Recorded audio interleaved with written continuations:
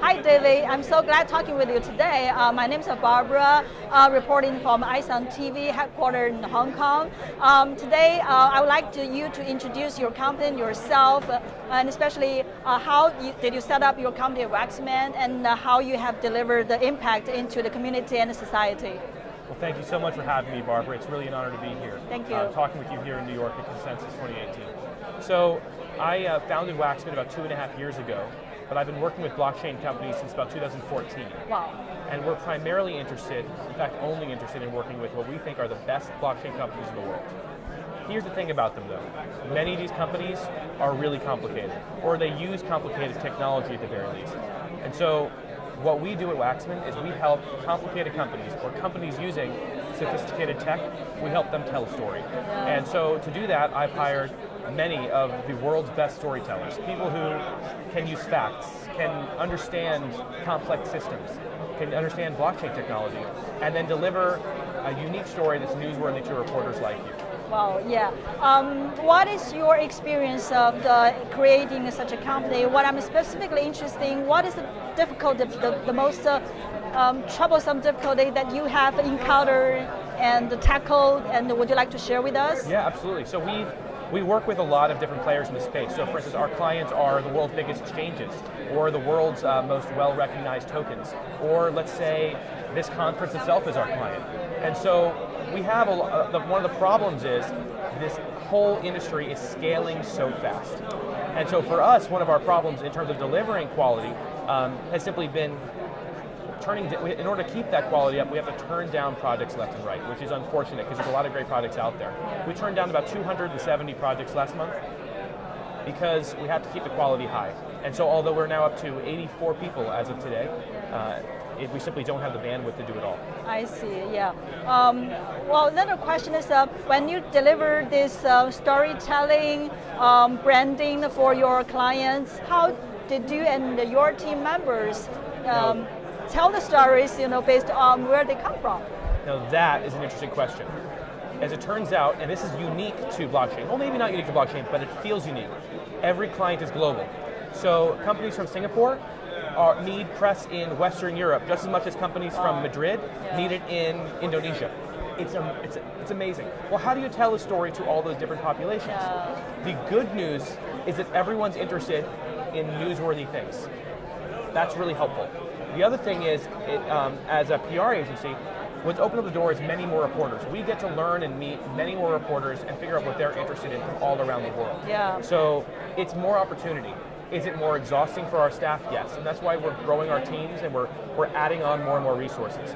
But I've got to tell you, there's nothing better than being able to wake up first thing. This is what I do every day. I wake up and I get to talk to companies in Asia and Europe.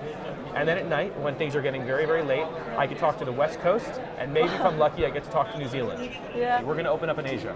Wow. That is the one thing we need to do. So we're already in New York, Dublin, Ireland, and soon Singapore. Well, congratulations. And then after that, we'll see, but we've kicked around a few other places that we might open up later on.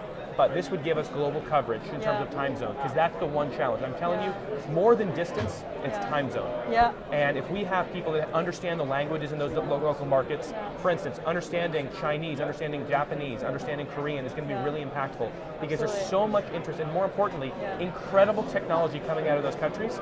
And it's a shame that right now I have to cover it with people towards either the beginning of their day or the end of their day. I want to make sure that we can do this during office hours, and so we're going to be able to do it that way. Great, yeah. And I feel now, and this is amazing, but 2.5 years after starting this company, I feel like I can travel almost anywhere and I have friends there. Absolutely, it's such an exciting experience. Yeah, it really is. The space is growing. The conference that we're at right now is 8,500 people here, according to the CEO today. Yeah. That is up from 2,700 last year, 3 times more. Yeah. But the industry, when I started, was about a $6 billion industry, a little less. Today, it's about $400 billion. Yeah.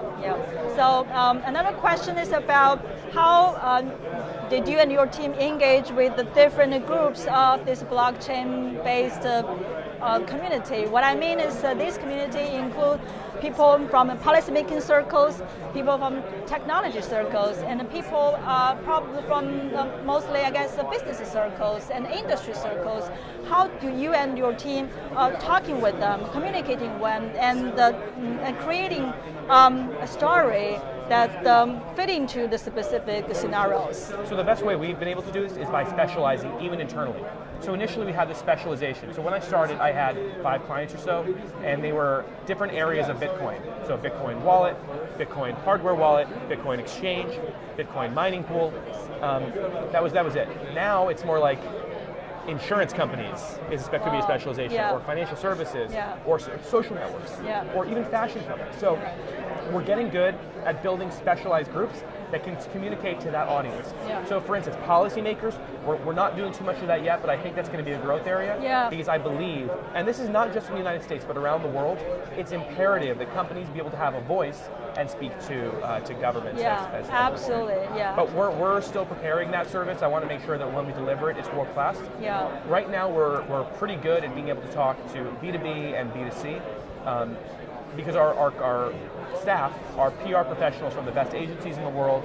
They're formerly reporters from the best publications in the world, and they know exactly what those types of reporters are interested in. Thank you so much. My best wishes to you and your company, your team members. Thank you so much for having me. Thank you, really David. Thank you so much.